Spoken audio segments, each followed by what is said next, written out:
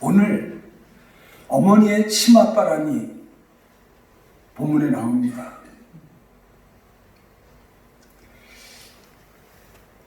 예나 지금이나 부모들은 자식 잘 되기를 바라는 마음 사실은 공통적입니다. 오늘 한 어머니께서 두 형제를 놓고 예수님께 무슨 청탁을 했는지, 무슨 치맛바람을 일으켰는지 거기서부터 오늘 말씀을 우리 시작하면 좋을 것 같습니다. 우리 20절입니다. 20절 말씀 본문. 20절 읽겠습니다. 시작. 그때에 세베대 아들의 어머니가 그 아들들을 데리고 예수께 와서 절하며 무엇을 구하니? 예수께서 이르시되 무엇을 원하느냐? 이르되 나의 이 두 아들들을 주의 나라에서 하나는 주의 우편에 하나는 주의 좌편에 함께 명하소서. 여기 이름은 안 나왔는데 복음서 전체를 보면 살로메라고 이름이 나와 있어요. 예수님의 어머니 마리아와 형제, 그러니까 예수님의 이모, 육신적인 이모가 되고 아마 이때 당시 예수님의 제자들 비롯해서 그 물질적인 뒷받침을 직접적으로 담당하는 그런 아주 재산도 있고 열심도 있고 믿음도 좋은 그런 어머니 살로메. 이 어머니께서 특별히 예수님께 우리 두 아들들을 좌의정, 영의정 삼아주세요 하고 인사청탁을 합니다. 아들들이 출세하고 아들들이 잘 되기를 바라는 마음 어머니로서 가질 수 있어요. 그런데 중요한 것은 때가 문제예요. 오늘 여기 20절에 그때에 하고 나와 있죠. 이 살로메라는 어머니가 두 아들들을 위하여 예수님에게 특별히 인사청탁을 한 그때가 언제냐? 그때가 언제냐? 우리 17절부터 올라가서 읽겠습니다.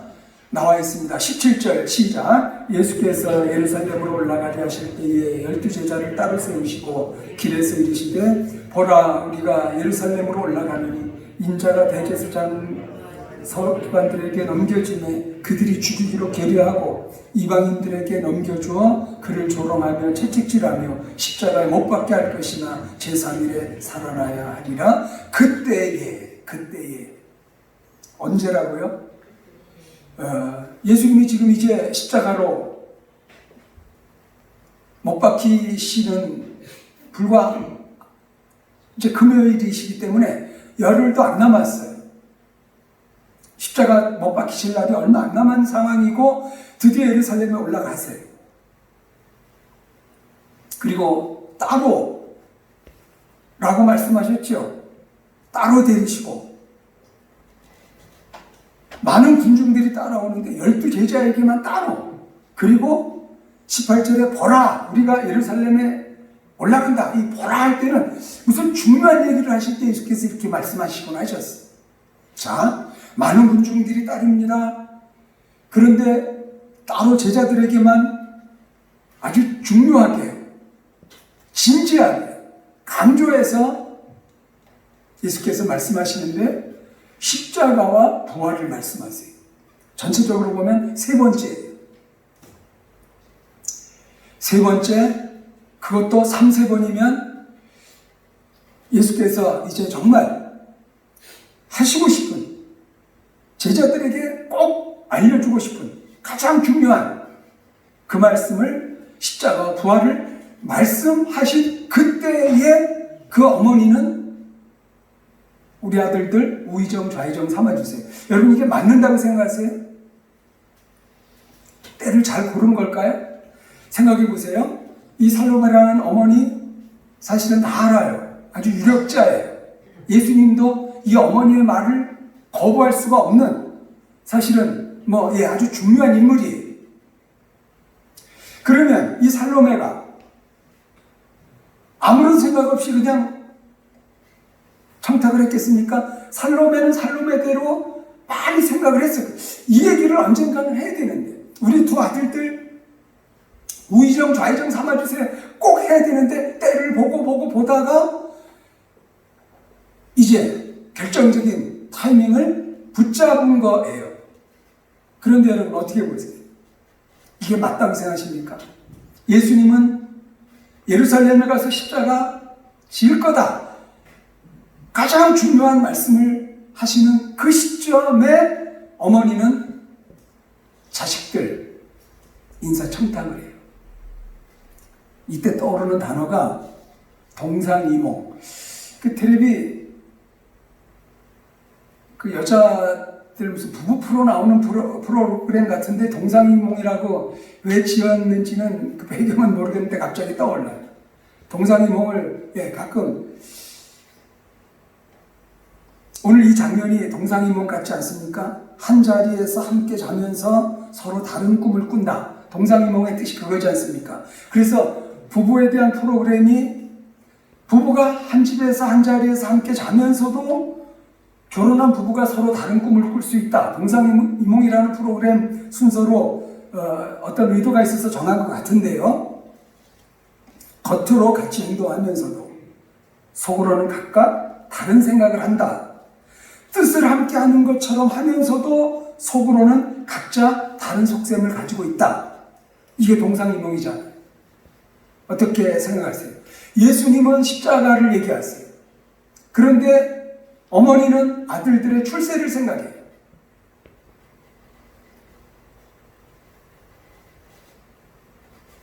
예수님은 우리가 이제 조금 지나서 아는 대로 정말 십자가에 달려 돌아가세요.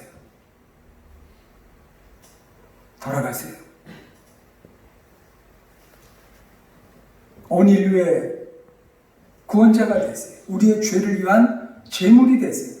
우리에게 죄사함의 축복을 주시고자, 하나님 자녀의 권세를 주시고자 그분이 언약 제물 되시는 십자가를 지세요.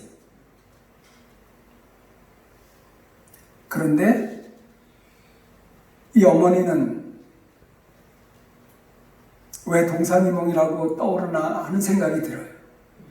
예수님 말씀의 뜻을 그대로 받아들이질 않아요. 예수님이 예루살렘에 가는 결정적인 타이밍, 이 어머니 입장에는 드디어 왕이 되시는구나. 드디어 기다리던 다윗의 후손 메시아로 드디어 이제 왕위에 오르시는구나. 너무 생각이 달라요. 예수님은 십자가 지러 올라가신다고 하는데 이 어머니가 볼 때 이제 드디어 왕이 되신다. 그러면 더 늦출 필요가 없다. 바로 오늘 이때 청탁을 해야만 가장 효과적일 거다. 어머니의 계산이 나온 거예요. 함부로 나오신 게 아니에요.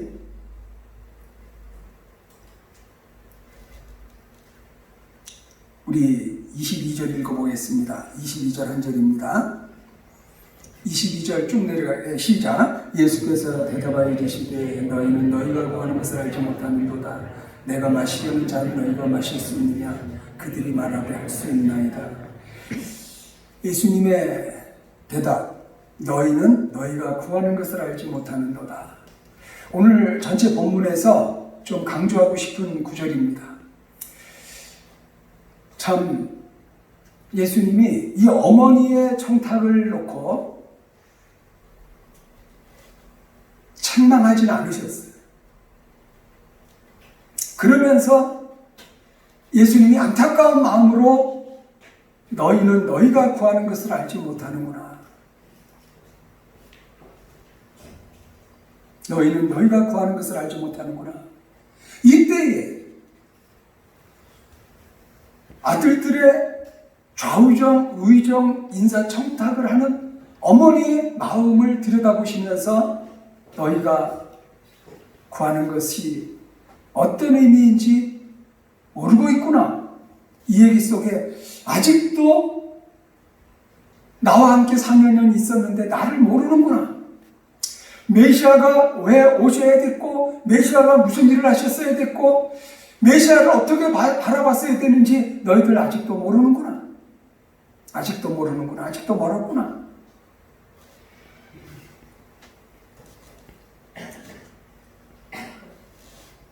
우리는 어떨까요? 우리는 이 어머니와 다른 게 있겠습니까? 여러분, 사람이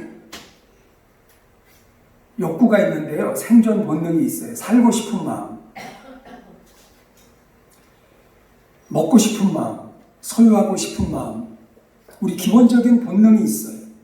그리고 우리는 사회적인 본능이 있어요. 소속하고 싶어 해요.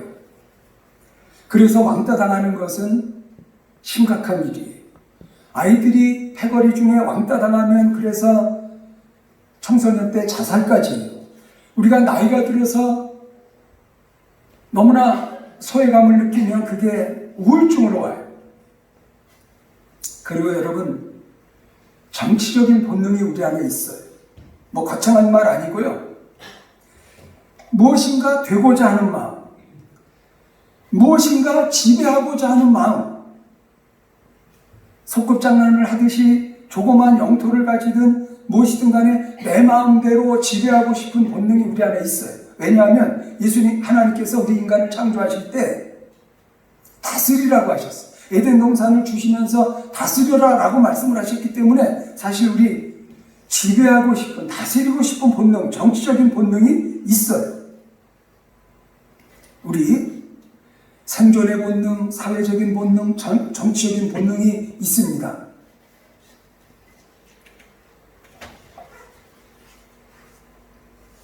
오늘 한 어머니의 청탁에 대해서 여러분 어떻게 생각하세요? 우리 성경 그동안 최근에 본 것 중에 부자 청년이 예수님께 나왔지요? 정말 절박하게 얼마 전에 우리 본 것처럼 부자고 청년이고 권세를 가진 참 아쉬울 거 없어 보이는 청년이 예수님께 나와가지고 절박하게 무슨 얘기를 했죠? 내가 무슨 선한 일을 하여야 영생을 얻으리까? 영생을 얻고 싶어서 예수님을 찾아 나온 부자 청년이 있었습니다. 이 부자 청년이 근심하며 돌아갔을 때 베드로가 또 예수님한테 청탁하는 게 있었어요. 보소서, 우리가 모든 것을 버리고 주를 따랐는데 그런지 우리가 무엇을 얻으리까?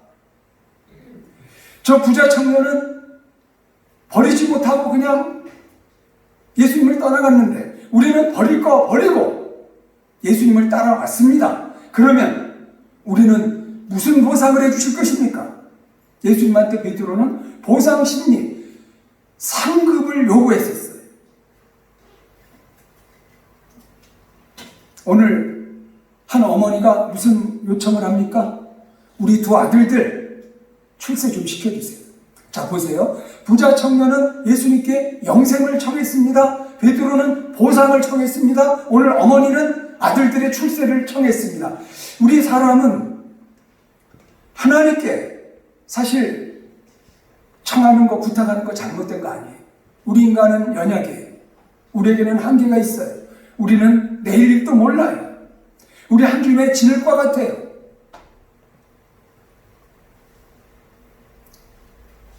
그래서 하나님을 필요로 해요. 하나님께 필요를 부탁해요. 잘못된 거 아니에요. 한 부자 청년이 영생을 청구합니다. 베드로가 보상을 청구합니다. 우리 이만큼 주님 따라다녔는데 주님 뭘 보상해 주실 것입니까? 오늘 한 어머니께서 우리 두 아들들, 금쪽 같은 내 자식들 출세시켜 주실 거 맞죠? 예수님께서 뭐라고 말하십니까? 너희는 너희가 구하는 것을 알지 못하는구나. 여러분, 한번 가슴에 손을 얹는 심정으로 내가 예수를 왜 믿지? 한번 질문해 보시기 바랍니다. 내가 뭐하러 교회에 오늘 왔지? 내가 왜 예배를 드리는 거지? 여러분, 우리 사람 목적 없이 행하는 거 없어요. 나름대로 다 목적이 있어요. 크고 작은 목적이 있어요. 왜 예수 믿으세요? 여러분, 왜 교회 오셨어요? 예배 드리시면서 여러분 무슨 소원이 있으세요?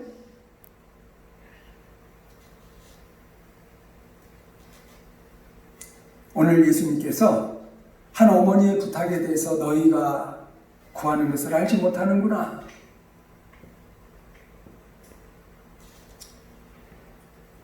우리 23절 읽어봅니다. 마태복음 20장 23절입니다. 시작. 이르시되 너희가 과연 내 잔을 마시겠니와 내 좌우편에 앉는 것은 내가 주는 것이 아니라 내 아버지께서 누구를 위하여 예비하셨든지 그들이 얻을 것입니다.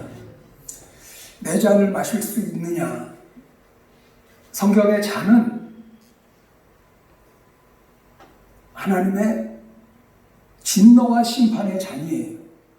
우리는 흔히 뭐 한잔 합시다 하면은 기분 좋을 때 나오는 말 같은데 성경에 예수께서 오늘 내가 마시려는 잔을 너희가 마실 수 있느냐? 그럴 수 있습니다.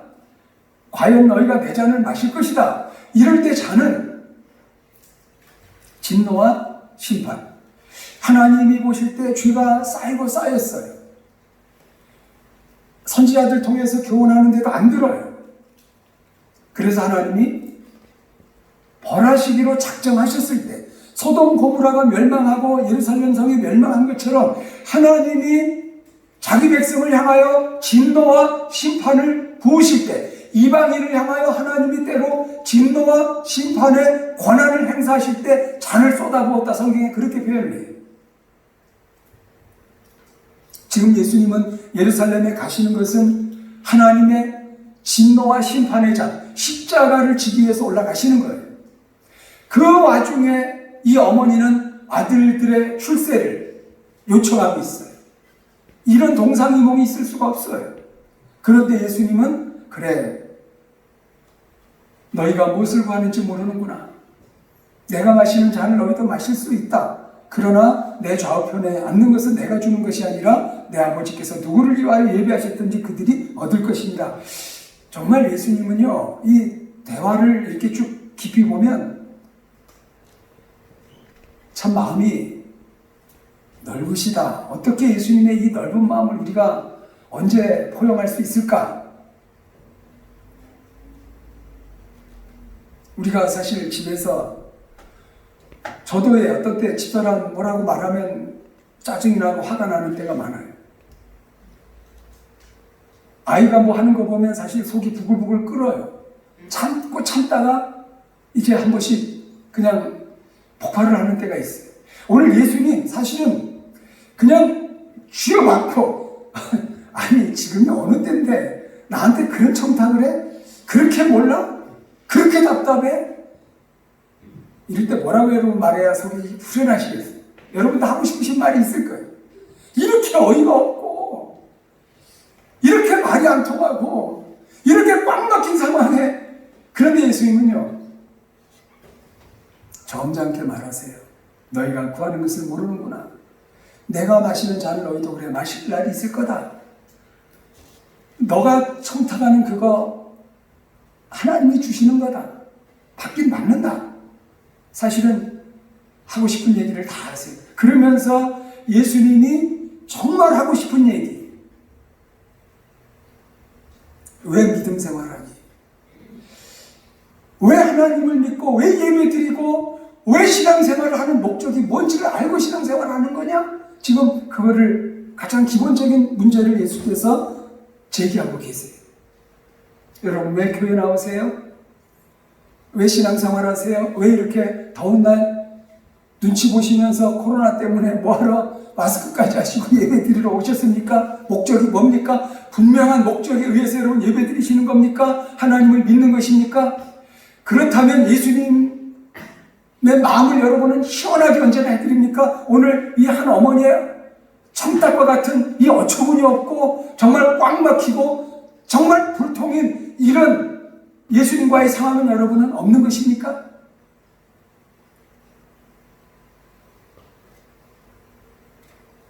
예수님의 이 넓은 마음, 다 받아주는 마음, 배려하는 마음, 책망 대신에 그저 차분하게 풀어주셔서 깨닫게 하시는 이 마음, 우리 본받으면 좋겠어요. 자, 24절입니다. 20장 24절 시작. 열 제자가 듣고 그 두 형제에 대하여 분이 여기거늘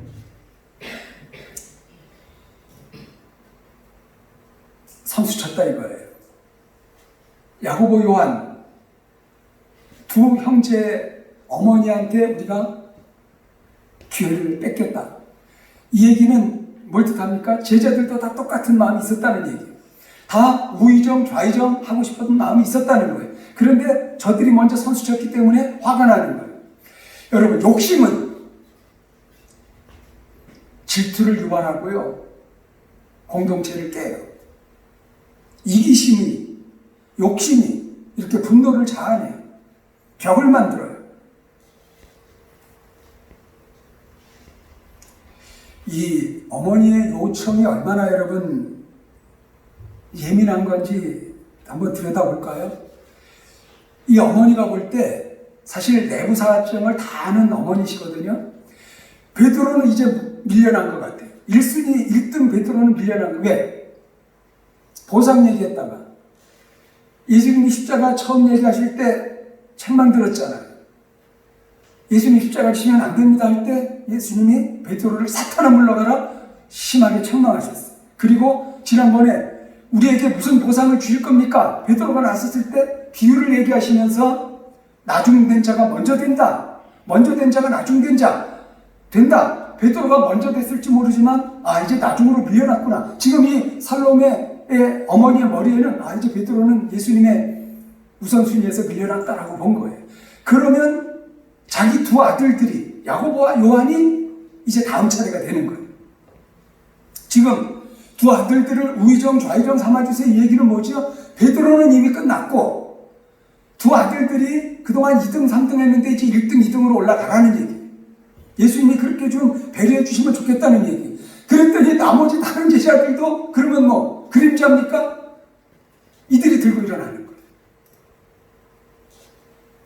여러분, 예수님이 12제자에게 얼마나 공을 들이셨는데 아직도 이 모양이에요.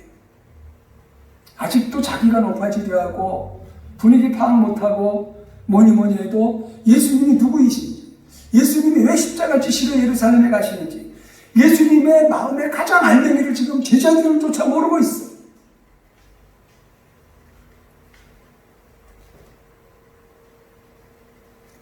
욕심과 이기심이 작동하면 이렇게 분노가 나와요. 성경 군데군데 보면 다 그래요. 오히려 욕심을 내려놓고 하나님의 뜻을 따르면 하나가 돼요. 다 살아요. 그리고 하나님이 정말 높여주세요. 자, 우리 25절 다음 절입니다. 시작. 예수께서 제자들을 불러다가 이르시되 이방인의 집권자들이 그들을 임의로 주관하고 그 고관들이 그들에게 권세를 부리는 줄을 너희가 알거니와. 26절 시작. 너희 중에는 그렇지 않아야 하나니 너희 중에 누구든지 크고자 하는 자는 너희를 섬기는 자가 되고. 27절 너희 중에 누구든지 으뜸이 되고자 하는 자는 너희의 종이 되어야 하리라. 여기에서 26절 제가 강조하고 싶은 게 너희 중에는 그렇지 않아야 하나니. 한번 따라 하시면 좋겠습니다. 너희 중에는 그렇지 않아야 하나니. 주보 1면을 보겠습니다. 천국은 그렇지 않다. 천국은 그렇지 않다. 주보 1면. 오늘 본문을 조금 풀이해 놓으면서 성공을 싫어하는 사람 없어요. 어머니가 두 아들들의 출세를 위해서 예수님한테 청탁을 따로 했어요. 둘째 딸락입니다. 십자가의 죽음과 부활을 말씀하신 주님 앞에 성공만을 생각하고 있는 제자들의 마음은 어떨까 싶습니다. 주님은 다시 제자들에게 하나님의 나라가 어떤 곳인지를 설명하십니다. 먼저 세상은 권력을 가진 자들이 자신의 임의대로 하는 것입니다. 철저히 타인을 자신을 위해 이용합니다. 아담의 타락 이후 인간들은 철저히 이기적인 존재가 되었습니다. 자신을 위해 모든 것을 수단화시키고 이용합니다. 심지어 하나님까지 자신의 목적을 위해 사용하려 듭니다. 우리는 이것을 우상 숭배라고 말합니다. 하나님을 조종하려는 행위, 하나님을 자신의 뜻대로 사용하려는 탐욕이 바로 우상 숭배인 것입니다. 그런데 천국은 그렇지 않다라고 말씀합니다. 그럼 천국은 어떤 곳일까요? 크고자 하는 자는 섬기는 자가 되는 것입니다. 으뜸이 되고자 하는 자는 종이 되어야 한다라고 말씀하세요. 타인을 수단으로 생각하지 않습니다. 오히려 자기를 내려놓고 자기 목숨을 남을 위해 내놓습니다. 그게 예수님 가신 길이고 우리도 예수님처럼 그렇게 예수님의 마음을 품고 예수님 가신 길을 가라고 말씀합니다. 너희 중에는 그렇지 않아야 하나니. 세상에는 서로 높아지려 하고 무슨 술수를 쓰든 청탁을 하든 그저 성공하고 출세해야 하는 게 목적으로 알겠지만 너희 중에는 그렇지 않아야 한다. 천국은 그런 곳이 아니다. 먼저 섬기는 자가 되고 자기를 내려놓으면서 주님만을 의탁하는 자가 되어야 한다. 우리 마지막 28절 읽어보겠습니다. 28절입니다. 시작. 인자가 온 것은 섬김을 받으려 함이 아니라 도리어 섬기려 하고 자기 목숨을 많은 사람의 대속물로 주려 함이니라. 나를 말하는 거예요. 내가 온 목적은 섬김 받으려 온 거 아니다. 도리어 섬기려 한다. 어디까지? 내 목숨을 많은 사람의 대속물로 주려 한다. 죄의 종이 된 인류의 비참함, 그 죄의 값을 치르기 위해서 자신이 대속물, 노예값, 죄값을 치르고 자기 목숨으로 그리고 사람들을 자유케 하려고 생명을 주시려고 하나님 자녀의 길을 가게 하시려는 하나님의 뜻을 따라 자기는 이 땅에 오셨다는 거예요. 그 하나님의 뜻을 따라 예수님은 가야 할 길을 묵묵히 가셨어요. 환영을 할 때도 흔들리지 않았습니다. 반대를 할 때도 흔들리지 않았습니다. 제자들이 지금 모르지만 예수님을 모르지만 개의치 않고 하나님 앞에 자기의 길을 갑니다. 하나님께 받은 뜻을 이루어드리는 본을 우리한테 보입니다. 그래서 우리 보고 나처럼 살아라. 하나님의 뜻을 알고 하나님의 마음을 품고 하나님이 기뻐하시는 길을 가라. 이게 예수님의 목적이고 이게 신앙생활을 하는 목적이다. 이게 하나님이 우리를 불러주신 이유이다. 그런데 우리 흔들려요.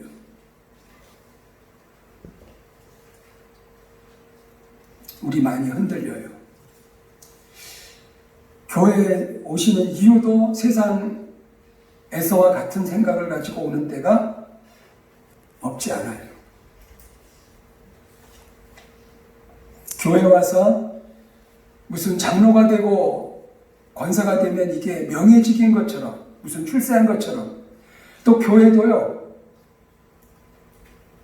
돈 많은 분, 사회적으로 지위가 높은 분 어떻게 해서든지 빨리 장로, 권사 이렇게 세워주는 그런 분위기도 있어요. 교회가 목사, 장로, 권사 이런 직분이 감투가 아니거든요. 앞장서서 섬기라는 것이죠. 오늘 예수님처럼 내가 섬기는 자로 왔다.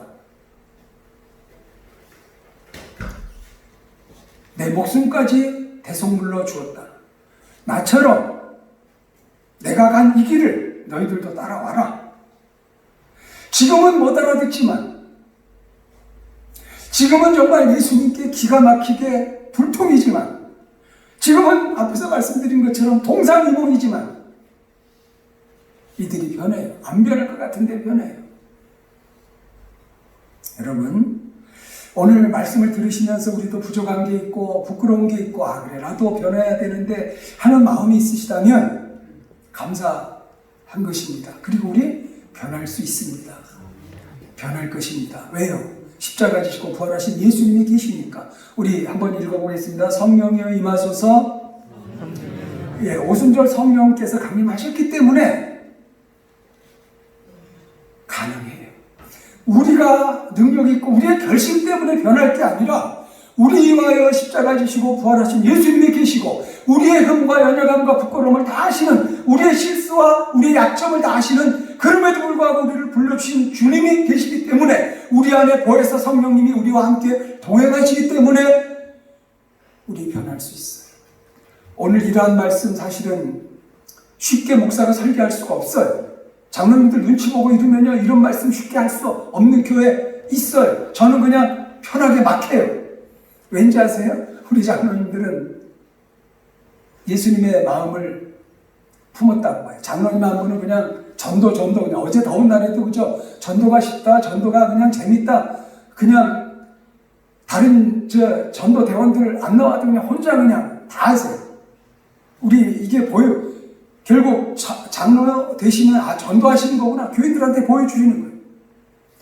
또 우리 조 장로님, 이 장로님은 제가 요새 생각해보면 재밌어요. 여러분 컴퓨터에 소프트웨어, 그 하드웨어라는 게 있으면서 컴퓨터가 되는 거거든요. 저도 잘은 모르는데요. 본래 이 하드웨어가 하여튼 이게 그 겉 모양이 있어요. 그러나 이 프로그램, 소프트웨어가 이제 많아야 이게 쓸모있는 컴퓨터인데, 우리 이현철 장로님은 제가 볼 때 하드웨어, 교회 건물, 그냥 제가 미안할 정도로 그죠? 제 눈에도 안 들어오는 거, 교회를 깨끗하게, 참, 하나님의 교회를 반듯하게 하고 싶어서, 몸을 하나도 안 아끼세요. 우리 조 장로님은 기술도 많으셔서 그렇지만, 한 분이 마치 청년 10명 하는 몫을 다 하세요. 장로님들이 전도에 앞장서 팔걷어 붙이고 교회 굳은 일 다 하시고, 이게 바로 예수님 마음을 품고 예수님 길을 가는 교회 장로님들 그리고 권사님들이, 그래서 우리 교회에 소망이 있어요. 물론 우리 서로 볼 때 부족한 거 있지만 우리의 기본적인 이 마음, 특히 제가 작년부터 강조한 거 팔복, 한번 다시 오늘 하고 싶어요. 자, 한번 따라하겠습니다. 심령이 가난한 자, 애통하는 자, 온유한 자, 의에 줄이고 목마른 자, 긍휼히 여기는 자, 마음이 청결한 자, 화평하게 하는 자, 의를 위하여 박해를 받는 자, 이 팔복. 예수님이 초반에 말씀하셨어요. 그런데 이 말씀을 듣고 들은 제자들 지금 막판에 왔는데 아직도 까마득이에요. 그러나 예수님은 조급해하지 않으세요. 목사인 저도 어떤 때 조급할 때 오히려 힘든 일이 있더라고요. 제가 생각한 만큼 뭐가 안 되는 것 같아서 조급하면 오히려 실수하는 때가. 그리고 여러분, 자녀를 아직 키우시는 분들, 자녀를 향해서 조급한 마음 가지면은 부모가 시험 들어요. 느긋하셔야 돼요. 하나님께 맡기시고 그냥 여유있게 기다리셔야 돼요. 어린 자녀들 어떻게 부모 마음대로 그냥 금방금방 큽니까? 아니에요. 예수님은 조급한 마음을 안 가지시고, 오늘 보니까 너무 엉터리인데 저 같으면 가슴을 치고 후회할 것 같아요. 그동안 내가 뭐 하느라고 시간을 낭비했지? 아니 이렇게 껍데기들이야? 아니 도대체 이렇게들 못 알아들어? 예수님은 역정 안 내세요. 무슨 배짱이실까요? 이들이 변화될 걸 아셨어요. 팔복이 이들의 중심에 잡힐 걸 아셨어요. 그저 자신이 가야 할 십자가와 부활의 길을 가셨어요. 성령을 보내셨어요. 성령이 오셨어요. 복음의 능력이 제자들을 바꿔, 이렇게 지금은 형편없는데 얼마 지나면 이제 사도행전에 가니까 채찍에 맞으면서 감옥에 가면서 복음을 전하는데 다 쓰임받아요. 오늘 여기 어머니가 두 사람, 야고보와 요한의 어머니거든요. 야고보가요, 사도들 중에 최초의 순교자거든요. 맞아요. 잔을 마셨어요. 둘째 그 요한은 요한계시록을 쓴 저자, 제일 오래 살면서 고생 다 했어요. 맞아요. 지금은 이렇게 어머니가 쓸데없이 인사청탁하는 것 같은데 주님이 주시는 잔을 다 마시고 변했어요. 우리 오늘 너희 중에는 그렇지 않아야 한다. 왜 세상 사람들이 우리를 놓고 때로 조롱하는지 아십니까? 교회 다니면 뭔가 다를 것 같은데 우리하고 똑같은 거예요. 교회 안 다니는 사람하고 똑같은 거예요. 그러니까 뒤집어지는 거예요. 어느 교회 옆에 과일 장사가 계셨대요. 그 교회 교인이 그 과일을 종종 들러서, 과일 가게 들러서 과일을 사요. 그런데 좋은 것을 골라가시는 게 아니라 뭐 좀 흠이 있는 거. 주인이 나중에 하도 계속 그러니까 이상해서, 아니 이 양반 왜 좋은 거 놔두고 주인이 파는 나도 안 먹을 것 같은 과일을 자꾸 사갑니까? 아, 좋은 거야. 남이 사가면 되지요. 나는 이것도 잘 먹어요. 태연하게 웃으시면서. 거기에 감동받아서 이 사과 과일 가게 주인이 교회를 나오신 거예요. 여러분, 작은 일이에요. 물건 하나 사는데 다른 거예요. 누구라도 좋은 거 그냥 반짝반짝한 거 사고 그냥 고르고 또 뭐 바꿔달라고 그러고 이렇게 그냥 이상한 소비자들 많은데 이상한 거예요. 또 하나, 펜실베이니아 대학에 이제 마무리하겠습니다.